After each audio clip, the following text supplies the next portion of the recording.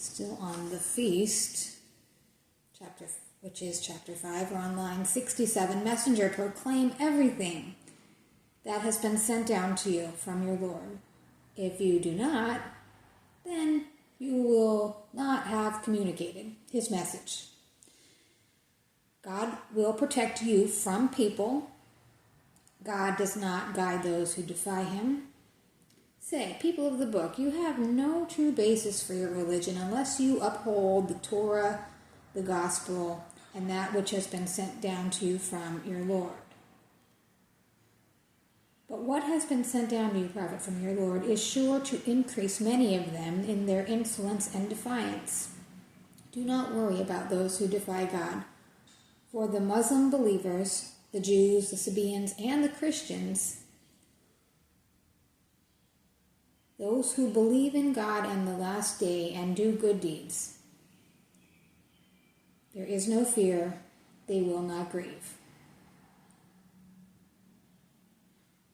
Do not worry about those who defy God, for the Muslim believers, the Jews, the Sabaeans, and the Christians, those who believe in God and the last day and do good deeds, there is no fear, they will not grieve. We took a pledge from the children of Israel and sent messengers to them. Whenever a messenger is brought them anything they didn't like, they accused him of lying and putting others to death. They thought no harm could come to them, and so became blind and deaf. Then God turned to them in mercy, but many of them became blind and deaf. God is fully aware of their actions. Those who say God is the Messiah, Son of Mary, have defied the truth. The Messiah himself said, children of Israel, worship God, my Lord and your Lord.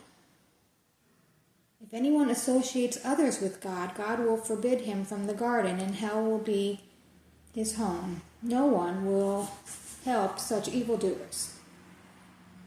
Those people who say that God is the third of three are defying the truth. There is only one God. If they do not stop what they are saying, a painful punishment will afflict those of them who persist. God is most forgiving, most merciful. The Messiah, Son of Mary, was only a messenger, and other messengers had come and gone before him. His mother was a virtuous woman.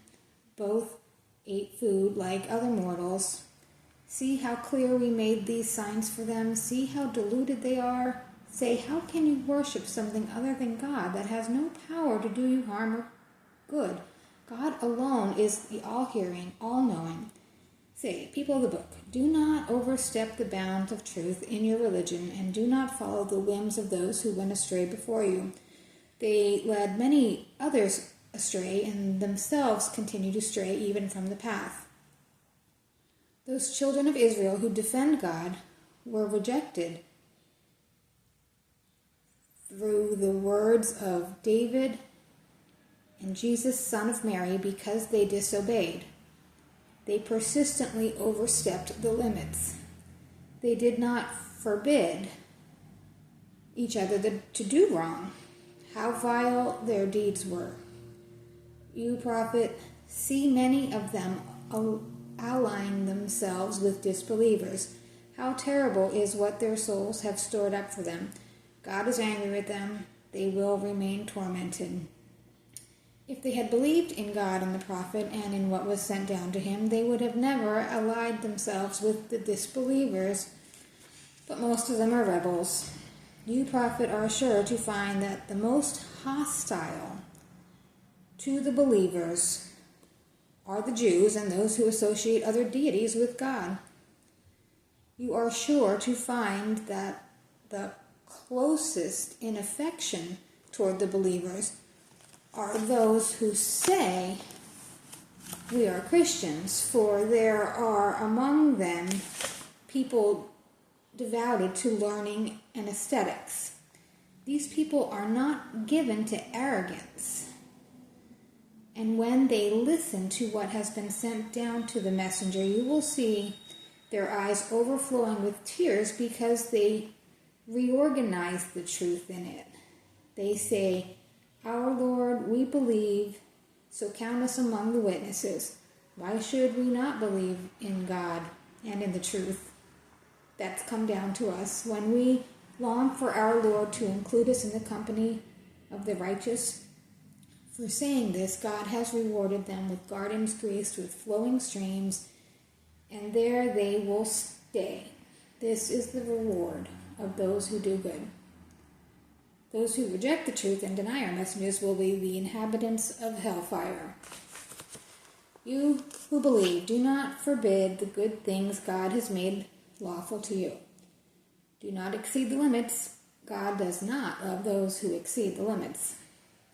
But the eating of lawful and good things that God provides for you, be mindful of God in whom you believe. God does not take you to task for what is thoughtless in your oaths, only for your binding oaths. The atonement for breaking an oath is to feed 10 poor people with food equivalent to what you would normally give your own families, or clothe them, or set free a slave. If a person cannot find the means, he should fast for 3 days. This is the atonement for breaking the oath. Keep your oaths. In this way, God makes clear his revelations to you so that you may be thankful.